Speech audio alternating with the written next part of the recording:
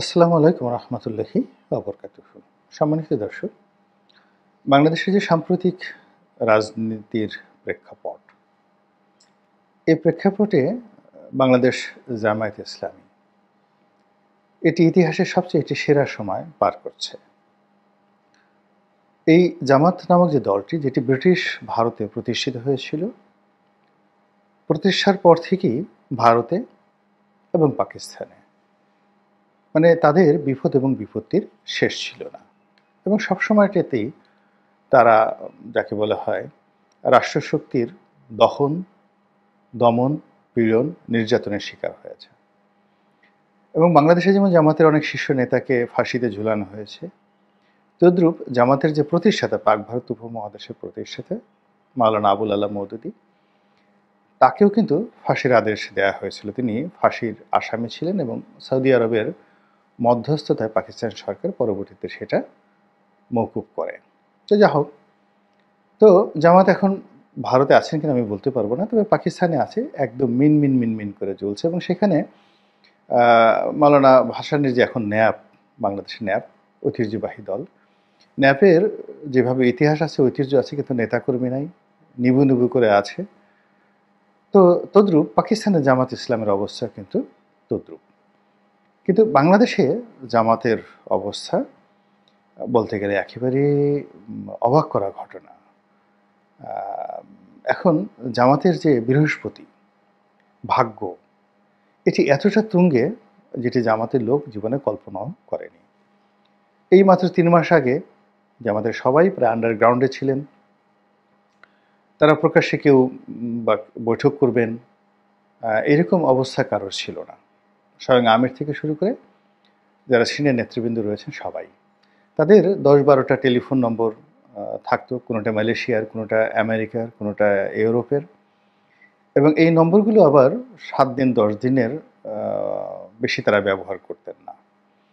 এবং ধরুন জামাতে কোনো শীর্ষ নেতার সঙ্গে যদি আপনার পরিচয় থাকতো, আপনি তাদেরকে পেতেন না, কিন্তু তারা বিভিন্ন জায়গা থেকে সময় সুযোগ মতো আপনাদেরকে টেলিফোন করতো বা টেলিফোন করে যোগাযোগ করতো, এবং বাকিটা সময় তারা পালিয়ে থাকতো। এবং সেই 2009 থেকে আওয়ামী লীগ সরকারের আমল থেকে এখন পর্যন্ত এই জামাত কেবলই মাত্র পালিয়ে থাকতে মানে পালানোটাকে তারা একটা রীতিমতো আর্টে পরিণত করেছে, একটা শিল্প, মানে শিল্পে তারা উন্নীত করেছে। বাংলাদেশে যদি এখন যারা পলাতক আছেন, কাগজে কলমে যারা পলাতক আছেন, শেখ হাসিনা পলাতক আছেন, তারেক রহমান সাহেব পলাতক আছেন, আওয়ামী লীগের হাজার হাজার নয় লক্ষ লক্ষ নেতাকর্মী পলাতক আছেন। তো কিভাবে পালাতে হয় নিরাপদে, কিভাবে পালিয়ে নিরাপদে থাকতে হয়, কিভাবে জেলে যেতে হয়, আবার জেল থেকে নিরাপদে বের হয়ে আসতে হয়, এবং বের হয়ে কি করে রাজনীতি করতে হয়, তারপরে শক্তিধর লোকদের ছায়াতলে কিভাবে থাকতে হয়, এবং জেলে যাওয়ার পরেও রাগ না করে সেই জেলারের সাথে সম্পর্ক রাখতে হয়, মানে কারোর সাথে কোনো দ্বন্দ্ব সংঘাত না করে কি করে নিজেদের অস্তিত্ব বজায় রাখতে হয়, সাস্টেনেবল পাওয়ার। এই বিষয়ে যদি নোবেল পুরস্কারের কোনো ব্যবস্থা থাকতো, তাহলে জামায়াতের নেতাকর্মীরা সবাই সম্মিলিতভাবে এই নোবেল পুরস্কার পেতেন। এক, এই ব্যাপারে যদি কোনো গিনেস বুক অফ রেকর্ডে যাকে বলা হয় কোনো তালিকা তৈরি করা হতো, যে সবচেয়ে বড় একটা জাতিগোষ্ঠী, বড় একটা ধর্মীয় গোষ্ঠী, বড় একটা রাজনৈতিক দল, যাদের লক্ষ লক্ষ নেতাকর্মী রয়েছে, তারা সেই 15 বছর পর্দার অন্তরালে থেকে কি করে যোগাযোগ রক্ষা করেছেন, কি করে নিজেদের বংশবৃদ্ধি করেছেন, যাকে বলা হয় বায়োলজিক্যাল বংশবৃদ্ধি এবং পলিটিক্যাল বংশবৃদ্ধি। অর্থাৎ এই যে তারা পালিয়েছেন, তাদের সন্তান উৎপাদন বন্ধ থাকেনি, দাম্পত্য সম্পর্ক বন্ধ থাকেনি, এবং এই 15 বছরের মধ্যে জামাতের এই প্রথম সারির যারা পালিয়েছিলেন তাদের বাচ্চা কাচ্চা হয়নি, এরকম ঘটনা আপনি দেখতে পাবেন না। তো এটাকে বলা হয় রিপ্রোডাক্টিভ হেলথ। তো এই কাজগুলো তারা করেছেন।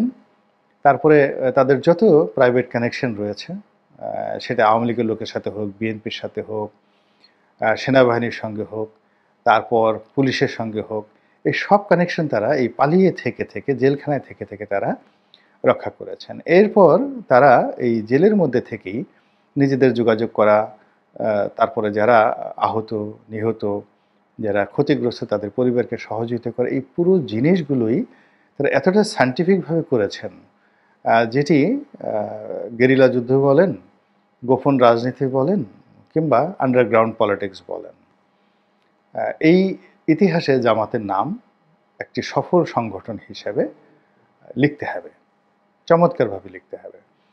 এবং এই কাজগুলো লিখতে হবে এই কারণে যে তারা এই কাজ করে সফল হয়েছেন। এবং আওয়ামী লীগের যারা লোকজন রয়েছেন তাদের সবারই উচিত স্থানীয় যার যার জায়গা থেকে জামাতের নেতাদের কদমবুছি করা, তাদেরকে চুমাচুমি করা, তাদের সঙ্গে জড়িয়ে ধরা, এবং তাদের শরীরের মধ্যে যে মাজেজা রয়েছে বা বরকত রয়েছে সেইগুলো নিজেদের শরীরের মাথায়। কারণ হলো তাদেরকেও কিন্তু অন্ততপক্ষে 10 থেকে 15 বছর এভাবে পালিয়ে থাকতে হবে, অধৈর্য হলে চলবে না। এবং এই জন্য তাদেরকে জামাতের মুরিদ হতে হবে। এখন সেই মুরিদ হতে গিয়ে আপনি জামাতে যোগদান করতে পারেন, অথবা জামাতের নেতাদেরকে আধ্যাত্মিক গুরু মেনে তাদের সাথে বুদ্ধি পরামর্শ করে দোয়া নিয়ে আপনি আপনার অস্তিত্ব বজায় রাখতে পারেন। তো সেই জামাত দেখুন পালিয়ে থেকে যে কাজগুলো করেছে, তাদের সাংবাদিকদের মধ্যে তাদের লোক ছিল, এবং বুদ্ধিজীবীদের মধ্যে তাদের লোক ছিল, শিক্ষকদের মধ্যে লোক ছিল, আমলাদের, কামলাদের, বিচারপতিদের, সব জায়গাতে তাদের লোক ছিল। এবং দেখুন মাত্র 7-8 দিনের মধ্যে তারা তাদের পুরো যে সেট আপটা, সেটা শিক্ষা প্রতিষ্ঠান, ছাত্র এবং শিক্ষকদের মধ্যে, কর্মচারীদের মধ্যে তারা they have done very very successfully. সচিবালয় থেকে শুরু করে মানে সেনাবাহিনীতে শুরু করে পুলিশ বাহিনীতে, অল কে পোস্টগুলো, এমনকি এই উপদেষ্টা মণ্ডলীতে আমি নাম ধরে ধরে বলে দিতে পারি যে এই লোকগুলো শিবিরের, এই লোকগুলো জামাতের, এবং এই লোকগুলো জামাত মাইন্ডেড, এই লোকগুলো জামাতকে ফান্ড করেছে, এবং এই লোকগুলোকে জামাতকে ভালোবেসেছে। এবং এদের সাথে জামাতের এইভাবে যোগাযোগ হয়েছে। টু দি পয়েন্ট আমি বলে দিতে পারবো, মানে it means this government is governed by Jamaat Islami. এখন এই বিষয়টি আওয়ামী লীগের লোকজন তো বুঝতে পারেই নেই, এখনও পর্যন্ত বুঝতে পারেনি। আর বিএনপির লোক দিন 15 হলো বুঝতে পেরেছে, এর আগ পর্যন্ত তারা বুঝতে পারেনি। এখন বিএনপি প্রথম বুঝতে পারার পরও তারা প্রথমে আঙ্গুল চুষছে, তারপরে তারা কষ্ট পেয়েছে, তারপরে তারা নিজেরা চিন্তা করেছে এটা হলো কী করে। এখন তারা রাগ হয়ে গিয়েছে, এবং যেহেতু তারা রাগ হয়ে গিয়েছে ফলে তারা আর এক দফা জামাতের কাছে ধরা খাবে। এর কারণ হলো রেগে গেলেন তো হেরে গেলেন। আপনি যখনই রেগে যাবেন কারো প্রতি, সঙ্গে সঙ্গে সেখান থেকে আপনার পরাজয় শুরু হবে। আপনি যখন কাউকে গালি দিবেন, কারো বদনাম করবেন, তো সেখানে আপনার মনের ঝাল মিটবে বটে, কিন্তু আলটিমেটলি আপনার কোনো লাভ হবে না। তো এটা জামাত করেনি কখন অন্য সবার মতো। সে রাগ হয়নি, সে কাউকে ওইভাবে আঘাত করেনি, কারো রক কাটেনি, তারপর কারো সম্পত্তি দখল করেনি, চাঁদাবাজি করেনি, মানুষ বিভ্রান্ত হবে, মানুষ ঘৃণা করবে, এই ধরনের কাজ তারা করেনি এখনো পর্যন্ত।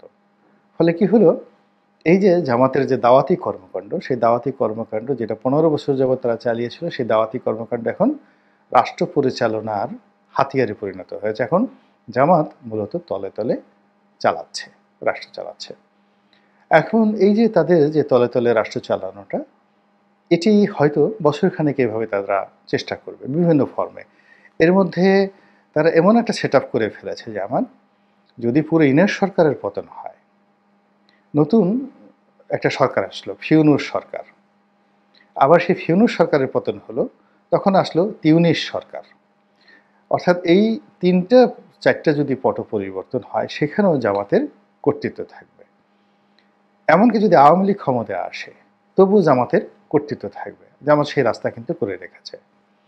আর বিএনপি যাতে ক্ষমতায় আসতে না পারে, তার 133টা ঘটনা আলটিমেটলি ঘটিয়ে দেওয়া হয়েছে। এখন বিএনপির যারা নেতৃবৃন্দ রয়েছেন তারা কিন্তু বুঝতে পেরেছেন।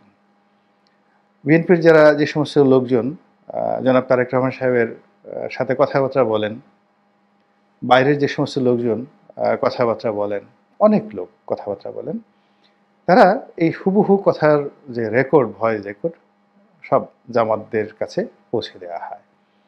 এবং বিএনপির জন্য এখন সমস্যা হয়ে গেছে, নেতৃবৃন্দের সমস্যা হয়ে গেছে যে কোনটা যে ডিজিএফআইয়ের লোক, কোনটা যে আওয়ামী লীগের দালাল, কোনটা যে জামাতের পেইড এজেন্ট, এটা বিএনপির শীর্ষ নেতৃবৃন্দ বুঝতে পারছেন না।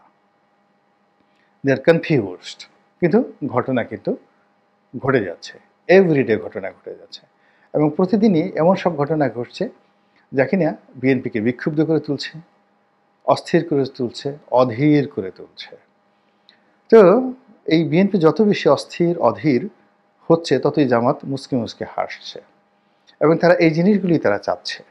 এবং দেখুন, একেবারে ফার্স্ট ডেতে, মানে ফার্স্ট ডেতে 3টি ঘটনা আপনাদেরকে স্মরণ করিয়ে দিচ্ছি।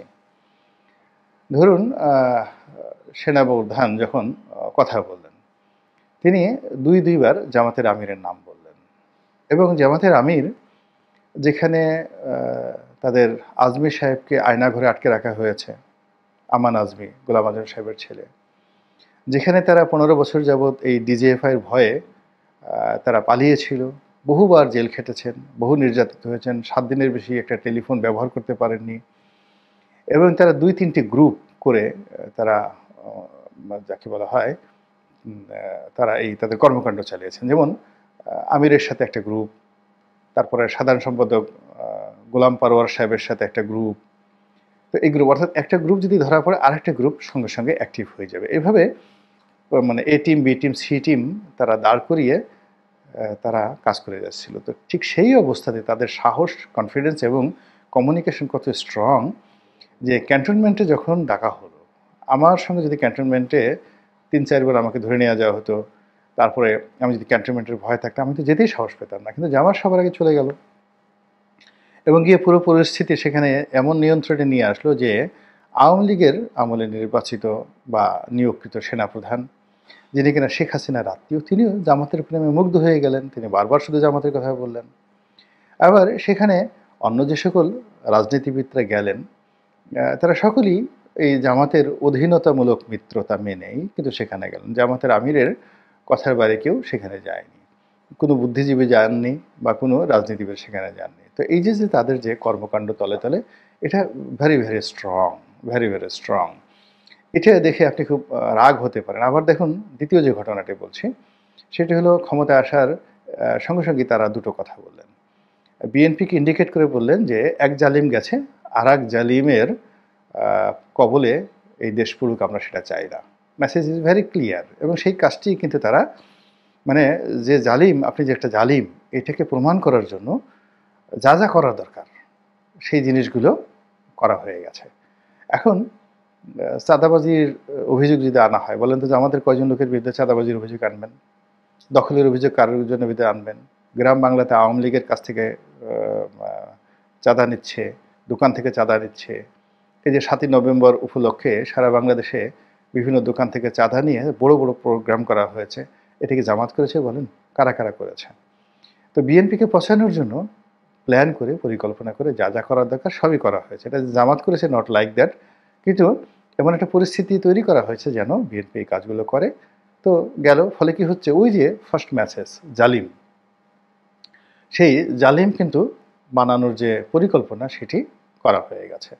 আর থার্ড হলো আওয়ামী লীগের সঙ্গে তাদের একটা বন্ধুত্বের যে দ্বার, সেটা প্রথমেই তারা মানে তিনি বললেন যে আমরা ক্ষমা করে দিয়েছি, আওয়ামী লীগকে ক্ষমা করে দিয়েছি, জেনারেল অ্যামনেস্টি।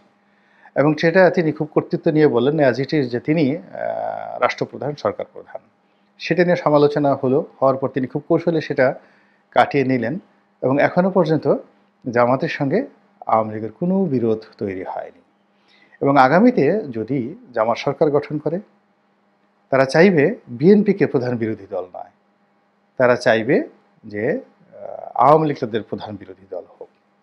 আবার আগামীতে যদি তারা 4-5 বছর এইভাবে টিকতে পারে এবং একটা ইলেকশনের মাধ্যমে যদি ক্ষমতা হস্তান্তর হয়, সেক্ষেত্রে তারা বিএনপির পরিবর্তে আওয়ামী লীগকে তারা ক্ষমতায় চাইবে, যদি তারা নিজেরা যেতে না পারে। কিন্তু তারা কখনোই বিএনপিকে চাইবে না। এই যে তাদের যে পরিকল্পনা, এই পরিকল্পনাটা বাস্তবায়ন করার জন্য তাদের প্রথম দরকার হলো এই ইউনূস সরকার দীর্ঘদিন ক্ষমতায় থাকুক।